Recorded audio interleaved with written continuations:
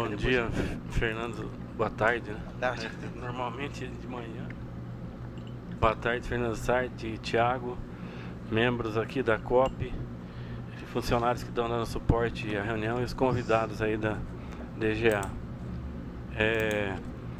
Eu queria começar dizendo que no dia 16 de maio do ano passado, na reunião do CRUESP com o Fórum das 6, eu ouvi um debate sobre quanto seria a arrecadação, e aí cada parte faz sua estimativa, né? Os técnicos do CRUESP fizeram a estimativa deles, o Fórum das 6 trabalhava com 160 bi, né? E na definição do reajuste, que começou com 3%, depois houve uma interrupção na reunião, subiu para 5%, né? E a reivindicação nossa era cerca de 15% na época. Então,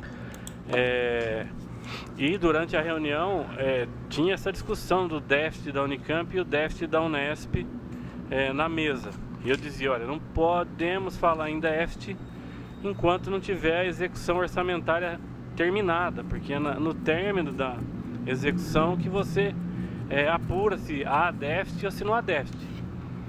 E eu vivi aqui no Consul falando, olha, nós vamos se encontrar no balanço.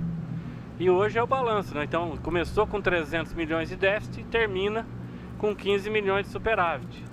Então e esse déficit na mesa de negociação atrapalha a recomposição salarial que poderia ter acontecido, né?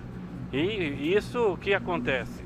A USP tem uma reserva acima de 7 bi, a Unesp e começam a pagar prêmio, pagar outras coisas que levou inclusive o sindicato a fazer a jornada de lutas com uma pauta que não era salarial, era praticamente benefício, né? Que era 10 mil de abono, mais VA natalino, mais reajuste no VA e mais o auxílio saúde, até para equiparar com a USP e a Unesp, que já pagavam auxílio saúde, né? Então, nós fechamos o ano com um crescimento de arrecadação de 14% sobre 2023, praticamente 14%, e um repasse para o salário mesmo, que é o que a pessoa leva para a aposentadoria, de 5%, né? E há um debate na universidade, uma pressão, no caso nosso do sindicato, dos aposentados que não recebem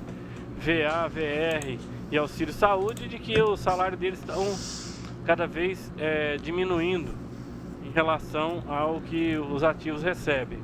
Então eu penso que esse debate a gente deve fazer, né? Trazer o início do exercício um déficit que não é a execução orçamentária, ele atrapalha de fato na mesa de negociação e poderia termos colocado isso no salário ao invés de ficar pagando penduricários de benefícios, né?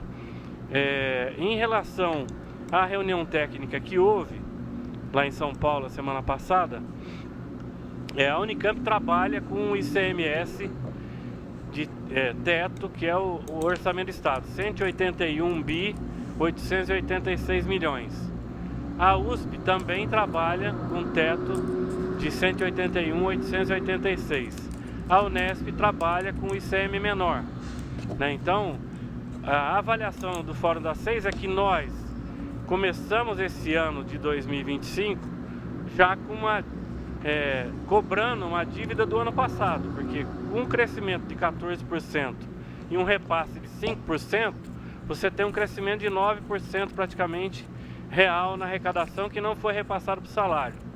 E mais esse crescimento que está previsto de 10% na arrecadação, previsto pelo Estado, né? Então nós estamos falando da previsão oficial do Estado, que é um crescimento de 10% da arrecadação, que eu acredito que aconteça, até porque teve reajuste em combustível, vai entrar nos próximos meses essa arrecadação. Eu não sei o que aconteceu com as alíquotas, eu sei que o Estado ia rever 200 isenções, eu não consegui conversar ainda na Secretaria da Fazenda e nem na Alesp para saber qual foi a medida que o Estado tomou. Eu sei que eles tomaram algumas medidas, porque eu vi alguns setores reclamando, né? Então vai ter incremento de arrecadação. E é preciso que ele retorne ao salário. Então, Na reunião, mesmo aquele técnico da Unesp que está com uma previsão abaixo, pessimista, ele fala, ó, condição sine qua non de dar no mínimo 5% de reajuste, né? Então, nós hoje precisaríamos de 14,80% para recuperar maio de 2012.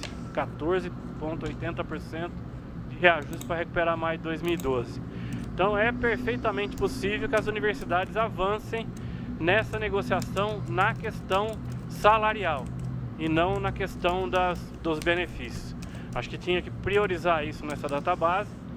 O presidente do CRUESP vai ser o reitor que for eleito aqui na Unicamp, que a Unicamp assume dia 1º de abril, aqui o reitor assume no dia 19, né? E será o presidente do CRUESP. Então acho que é fundamental que a gente faça esse debate e que repasse de fato para os salários dos servidores ativos e aposentados essa questão do crescimento da arrecadação. Um segundo ponto que foi discutido lá, que eu acho que é mais importante do que toda essa apresentação, que é como ficará o financiamento das universidades no próximo 2029 para frente, depois que começar a extinção do ICMS, com a nova reforma tributária. Então, o Fórum das 6 defende que seja pela receita tributária líquida 8,63%, 64%, o CRUESP 8,64%. Então acho que esse é um foco importante que todo mundo deve ter nesse momento nas 3 universidades.